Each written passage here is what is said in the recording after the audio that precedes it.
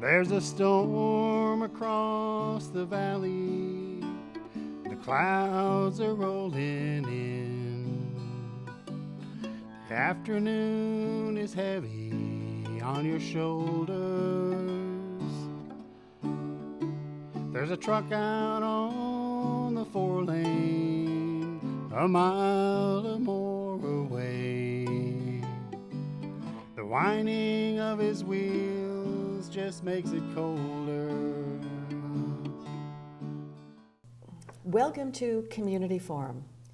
Today is December 12th, 2019, and I am very pleased to welcome Lauren McGrath, who is an author and a disabled American who learned through her disability to perform many wonderful things. So, welcome, Lauren.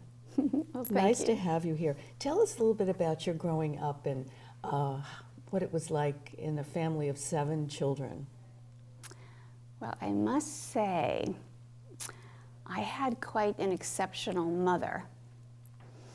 And she was a very skilled homemaker and crafter and entertainer. And so I grew up with, her having many, many parties. And the one story I love to share is when I was 8 and we lived in New York.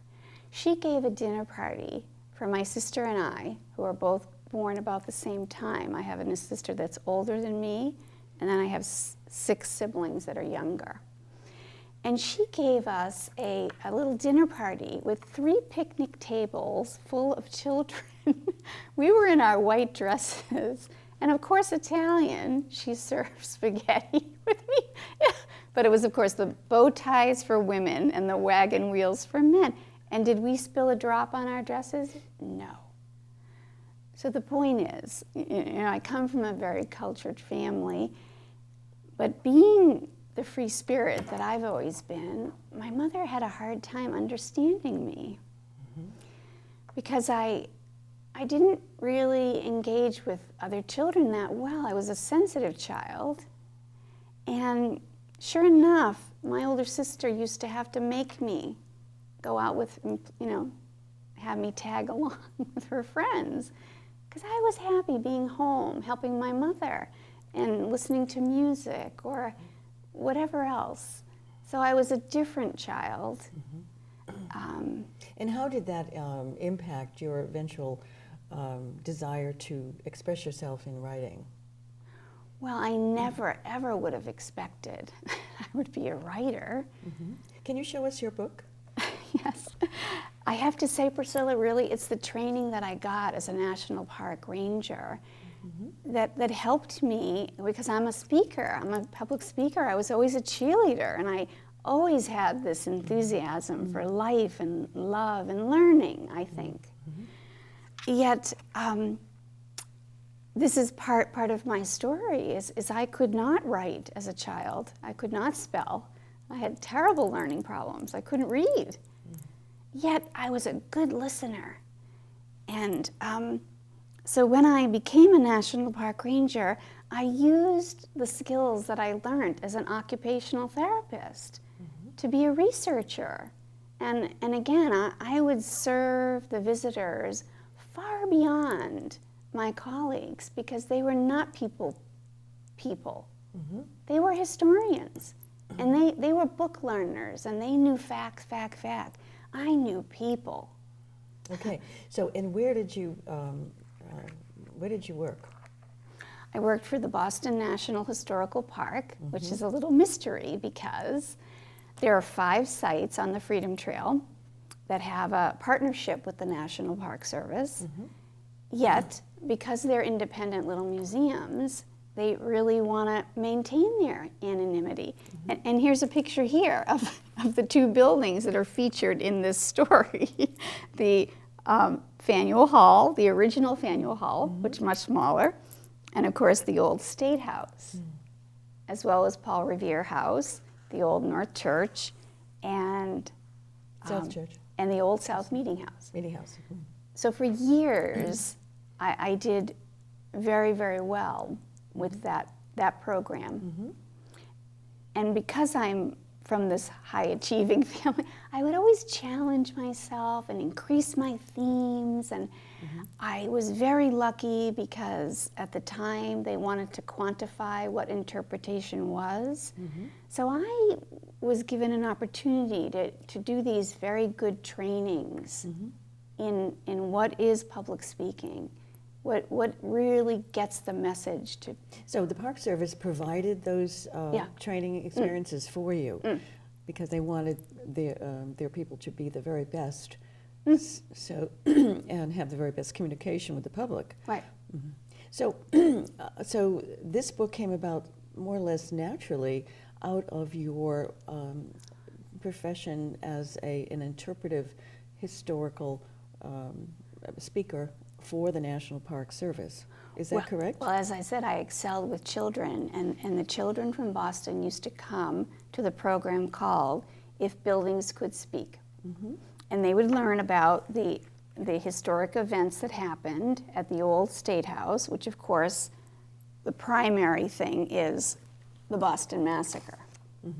But so that was what you did. You actually spoke to children about if these buildings could talk, so that they would appreciate and understand the history in a more personal way. Absolutely. And it ended with this lovely puppet show. So the figures on top of the buildings, Leo the lion, Eunice the unicorn, Gus the grasshopper, right? And then of course my character that I made up was Freddie the fish, because he saw everything from Faneuil Hall being the first market, and it was phenomenal because these children would learn the connection of their towns that they lived to Boston, because that's where the farms were. And the food used to be brought into the markets. So it was really about the development of the markets. And these children would actually vote. I had maps and I showed them how Boston changed over time. And they would have to vote with their feet. I would say, okay, if you think this is the best place that a market would be, I want you to stand over here. If you think this is the best place, and I would show them the other picture, and like that. So we started at Faneuil Hall, and then they would go upstairs, and they'd learn a little bit more about Faneuil Hall. Yet, I wouldn't even know that Peter Faneuil's success as an entrepreneur was because he was a slave trader. Oh, gee. I used to say, oh, the greatest entrepreneur, na. Well, as I said, because I've revised this story so much after I retired, I had more time to really incorporate what are the important messages that never got told when I was a ranger. Certainly the role of women, the African American story. I always mentioned the Native American story because I was aware and sensitive to that history. So the children also learned from you about those parts of history that were not revealed in our education. Way back, exactly. Yeah. Now, are these programs still available to children? So sad that no. Because this is what really was the downfall of me, because the National Park Service can't afford to hire new people. So they started to replace us staff with volunteers. And they started to tell me, Lauren, we need you to start doing more writing and training of the staff. So we want to take you off the front line of the programs. And I started to have panic attacks. I'm in the closet crying hysterically. My supervisor, I call my doctor, they say, immediately go to Mass General. And of course I could walk right there. And this is what was, again, the total downfall to me, my first attempt at trying to commit suicide. Oh my. I go to a program, they say, let's put you in a halfway program. I go, and in this particular program, they stressed how important it was to not isolate and how important it was to have friends. Well, they give me a handout and they say, where do you see yourself in 5 years? Here I am sitting in a room with all these people that had seriously made attempts of suicide. And as I was doing this program, I kept learning, I don't have this coping skill. I don't have that coping skill. I don't have that coping skill. Sure enough, if you're not going to get to the program by 10 o'clock, they're going to think that you're in trouble, and they're going to call an ambulance to your home. So did you feel that your situation was in stark contrast to the other people who were there for similar reasons? In some way, and it's a very interesting question that you ask that, because nobody understood head injury. Even when I went to, this is McLean Southeast in Brockton, they all thought I was bipolar. They said I had very poor social skills because I basically stopped talking. The wrong words were coming out of my mouth. And it all was of like this, the stress. Okay, and all of this happened as a result of the National Park Service reassigning you, shall we say? And the fear, and they were going to send me over to the Charlestown Navy Yard. They were going to tell me I had to be an expert in World War II history.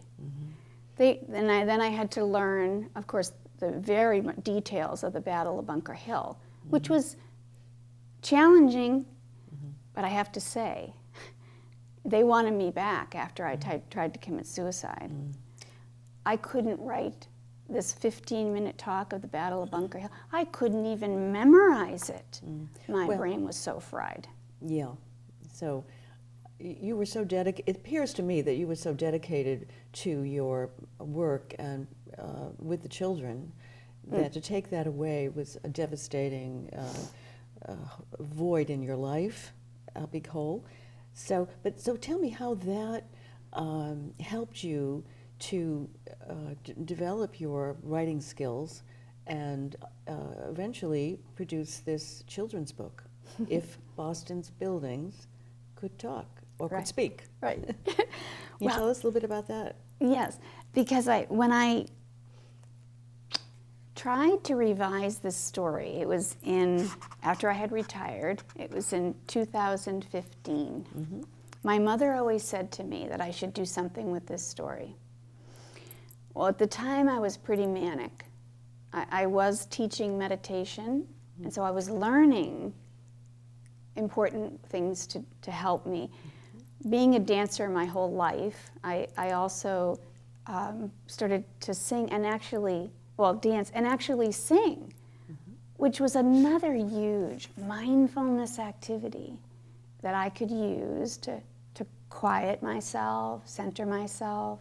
And that's become quite the trend nowadays, mindfulness. And in fact, it's practiced in many schools, elementary, middle school, and high school now, especially for children who have special needs, but also for children who don't have special needs, because and the studies have shown, I believe, that children having a short period every day of quiet and mindfulness actually perform better in their academic pursuits. Well, this is what's happened with the internet and the way our world has changed, because these poor children, their attention span is all over the place. Yes. So tell me, this book has been a real joy for you, and also it also brings back much of what you lost when you were told you couldn't talk about If Boston's Buildings Could Speak. Is that right? It's true. I had to research and find out, I had the rights to this story, because sadly the program didn't continue. Oftentimes the schools wouldn't show up, and it was labor intensive to the staff. So now, this is a wonderful book, because children really do not know that much about Boston's historical buildings. So it's quite a gift you're doing.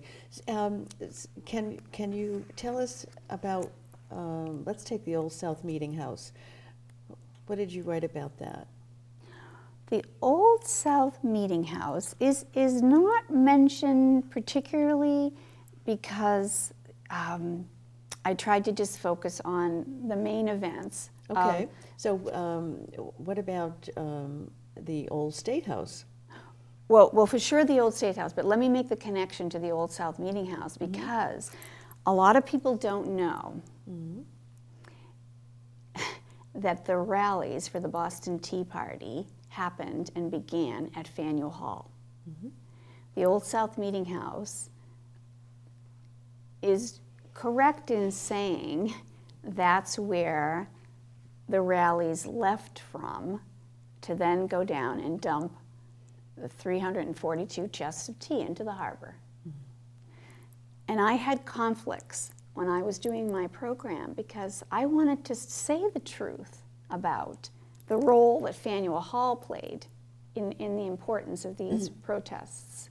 Well, Yet they didn't really want me to mention that because the Old South Meeting House has that real famous claim as being the rallying place that they left from. I see, but you discovered in your research that that wasn't true. Well, I always kind of knew that as a ranger, but they didn't really want me to speak about that. That's interesting because it was Sam Adams who stood up on the stage of the Faneuil Hall on the second floor and roused the people to protest, and actually was the father of the American Revolution. So it would make so much sense that after, he was such an orator, that after such a rousing speech, they might have all just left there as a group and gone and dumped the tea. But I didn't know there were 342 cases.